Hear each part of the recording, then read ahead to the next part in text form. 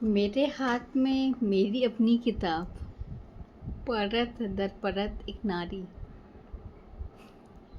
है, जिसको मैंने एक नारी को ऊपर लिखा हुआ है कि नारियां कितना कुछ सहती हैं, कितना कुछ महसूस करती हैं, बस अपने शब्दों को बयां नहीं कर पाती हैं। मैं आपको कुछ सुनाती हूँ इस किताब का।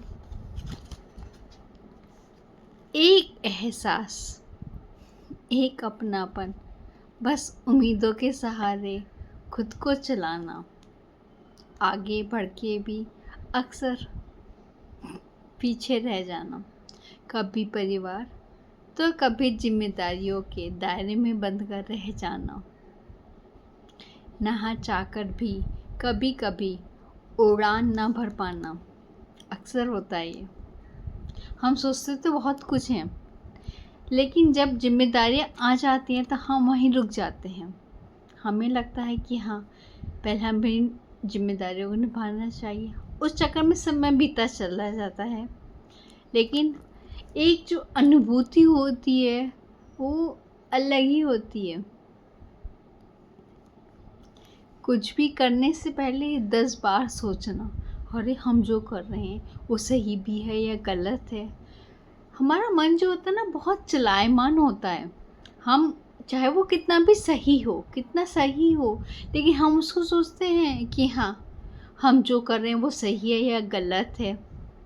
तो हम जो मन है एक तितली की तरह होता है, जो कभी इस डाली पे तो कभी उस डाली पे चलता रहता है। अगर हम अपने मन पे कंट्रोल कर लें तो ऐसा लगेगा कि हाँ, हमने सब कुछ पा लिया।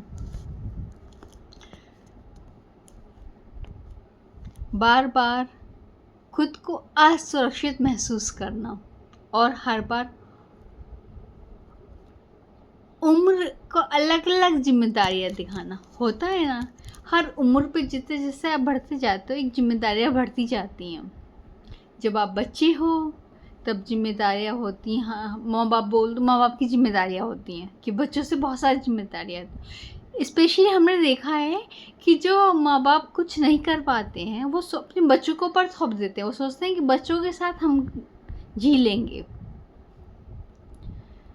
फिर पढ़ाई की जिम्मेदारियां होती हैं और उससे कंपेयर किया जाता है कि हाँ, हमें पढ़ना है, हमें कुछ बनना है। तो उस पर बहुत सारे चैलेंजेस आते रहते हैं। फिर जब शादी की का नंबर आता है तो घर वाले सोचते हैं, फिर वहाँ भी कंपेयर करने लगते हैं, अरे उसकी शादी हो गई, हमारी शादियाँ नहीं हुई हैं। बहुत सारी चीज़ें होती हैं। उस टाइम पर उनको ये रियलाइज़ नहीं होता कि हाँ, लेट क्यों हुआ, उसका कोई भी विकल्प नहीं होता। फिर शादी हो जाती है, दूसरे घर मर जाती हैं और जिम्मेदारियाँ पहले पति, फिर बच्चे बड़े होंगे, उनके बच्चे। जिम्मेदारियाँ ऐसी हैं ना, ख़त्म ही नहीं होती हैं। कई बच्चों को पढ़ाना है, कई बच्चों के लिए कुछ करना है। तो जिम्मेदारियाँ जो है ना, उम्र का एक दूसरा पड़ाव है। कहते हैं ना, उम्र के साथ ही ये जीवन का एक रहस्य है जो कभी ख़त्म ही नहीं होता है। हाँ, आप अलग चलोगे तो एक पन्ना लगेगा आपको, आपका सही हो गया, अब अगले पल पे हमें कुछ नहीं होगा। आपको नहीं पता अगला पल आपके लिए क्या लेकर आ रहा है, क्या जिम्मेदारी लेकर आ रहा है, क्या अच्छाई लेके आ रहा है, क्या सुख लेके आ रहा है, क्या दुख लेके आ रहा है, वो आपको नहीं पता। और अगर हम देखें तो शादी होती है, हर किसी को चाहिए कि जो हमारी घर पे कोई शादी होकर लड़की आ रही है, वो लड़की बड़ी पढ़ी लिखी होनी चाहिए। क्यों होनी चाहिए? क्या वो समाज में बता सकें कि हाँ, हमने जो बहू ली है वो एक पढ़ी लिखी ली है, या हमारे लड़के के साथ जो अर्धांगिनी है उसकी, वो बहुत पढ़ी लिखी है। लेकिन उसको उसके ही दायरे में बांध दिया जाता है, क्योंकि वो अपना कठपुतली की तरह नचाते रहते हैं उसको। वो कुछ ना बोले, उनकी हाँ में हाँ मिलाती रहे, वो अच्छी है। अरे जब तुमने पढ़ी लिखी बहू ली है तो उसकी विचारों को, उसकी जो सोच है उसको भी तो समझो। अगर वो ज़रा सा भी बोल दे तो तेज तर्रार की नारी, तो मत लो पढ़ी लिखी बहू, मत लो, मत समझो उसको पढ़ा लिखा कुछ भी। आप अनपढ़ ले लो तो वो आपकी हाँ में हाँ मिलाएगी। फिर अगर वो ज़रा सा बोलती है तो वो लगता है कि हाँ वो घर तोड़ रही है, वो घर तो समझ के नहीं चल रही है। अरे जब वो इतना पढ़ लिख ली है तो वो कहाँ से फालतू की बातों को सुनेगी। जब वो लड़की ने अपने माँ बाप के घर में कुछ नहीं सुना है तो वो शादी के बाद कैसे आप सोच सकते हैं कि वो कुछ सोच सकती है, वो सुन सकती है। अक्सर होता है ना। चल मैं छोटी सा इसी बुक का ही है वो, मैं आपको एक सुनाती हूँ जो मैंने लिखा है। जो बरगद का पेड़ होता है उसकी जो टहनियाँ होती हैं उसकी टहनियों को तोड़ते रहो।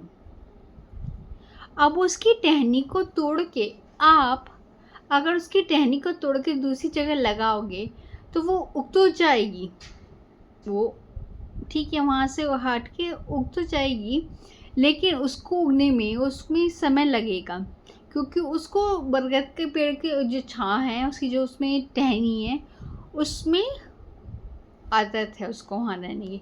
ऐसे ही धीरे धीरे बरगद की एक ही टहनी तोड़ी गई और दूसरे पौधे में लगा दी गई। अब बरगद हुआ पिता और टहनियाँ हुई बेटियाँ। अब वो जब वो उस बरगद पिता की छाँव में पड़ी हैं, पिता ने कुछ भी मना नहीं करते, वो बस चाहे उनके पास है या नहीं है, अगर बेटी ने एक डिमांड कर दी है तो उसको पूरा करने के लिए वो हमेशा तैयार रहते हैं।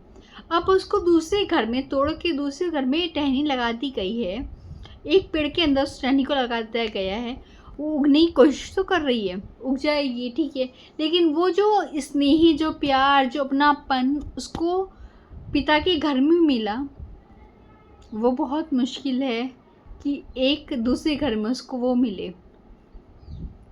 कभी किसी को मिल जाता है, किसी को बहुत प्यार मिलता है, किसी को प्यार नहीं मिलता है। बस इस किताब में यही सब है कि जो अलग अलग पहलू हैं, कहानियाँ भी हैं, उन कहानियों को आप अपने से रिलेट कर सकते हो। जैसे एक छोटी सी मैं आपको एक कविता सुनाती हूँ। शब्दों का जंजाल हो जैसे, एक टूटा हुआ तारा हो जैसे, दिल में एक तूफान है, बार बार कोई देता आवाज़ हो जैसे, आँखों में समंदर है, दरिया मिल रहा हो किनारे से जैसे, दूर तक रिश्ता न रहा, शोर से गुफ्तगू की हो जैसे, लम्हे चुराना चाहता है ये दिल, रास्ते में कांटे बिछाता हो कोई जैसे, गुजरे वक्त की कीमत है, सुहाने पल को दरिया से मिलाता हो जैसे।